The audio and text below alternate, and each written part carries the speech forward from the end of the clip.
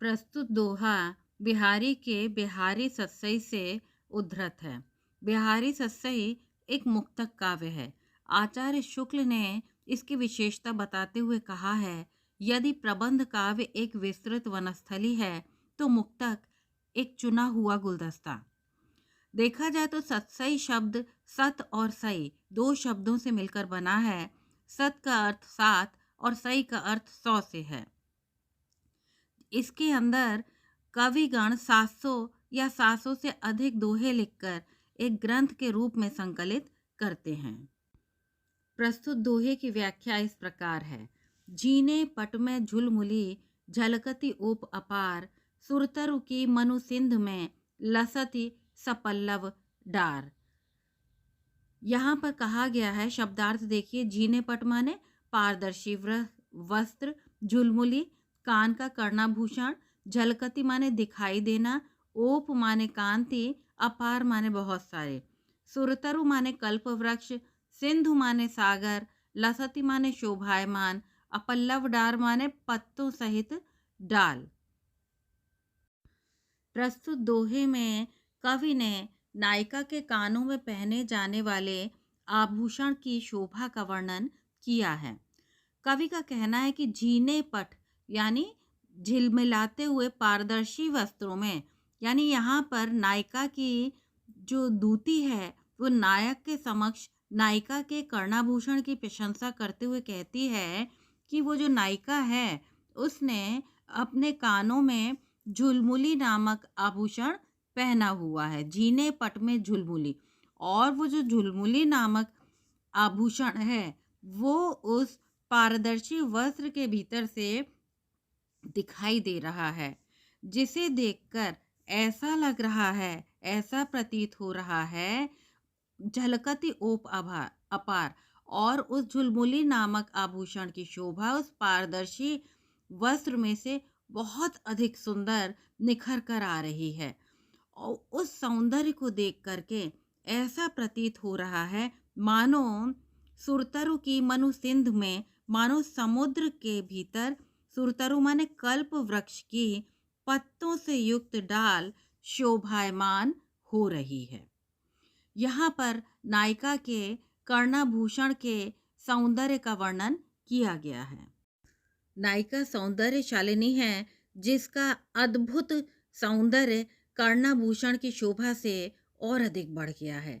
विशेष के रूप में यदि हम देखें तो शरीर के विभिन्न अवयवों की कांति कल्प वृक्ष से तुलना की गई है। श्रृंगार रस है, अलंकार दिखाई दे रहे हैं। दोहा यहाँ पर विविध अलंकारों का प्रयोग है। अनुप्रास और उत्प्रेक्षा अलंकार यहाँ दृष्टव्य हैं। यदि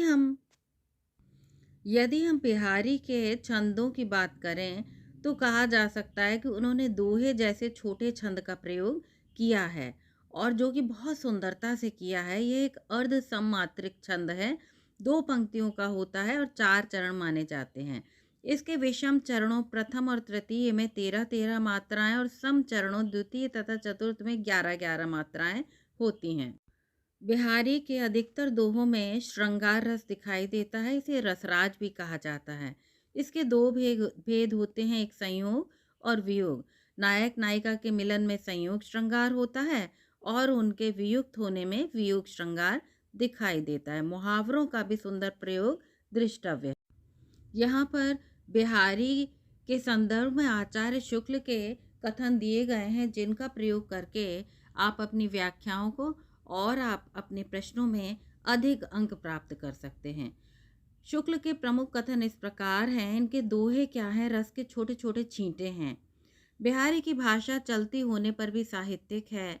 जिस कवि में कल्पना की समाहार शक्ति के साथ साथ भाषा की समाज शक्ति जितनी अधिक होगी, उतनी ही वह मुक्तक रचना में सफल होगा। यह क्षमता बिहारी में पूर्ण रूप से विद्यमान थी। इसी से वे दोहे जैसे छोटे छंद में इतना रस भर सके हैं। इनके दोहे क्या हैं? रस के छोटे छोटे छींटे हैं। और एक कथन और भी है, इनकी कविता श्रृंगारी है किंतु प्रेम की उच्च भूमि पर नहीं पहुंचती, नीचे रह जाती है। आचार्य शुक्ल का यह कथन भी महत्वपूर्ण है। निश्चित रूप से हमें इन कथनों को अवश्य याद करना चाहिए और इनका प्रयोग यथास्थान करना चाहिए। इसके अतिरिक्त यहाँ पर अन्य भी कथन दिए गए हैं जो कि भाषा से संबंधित हैं।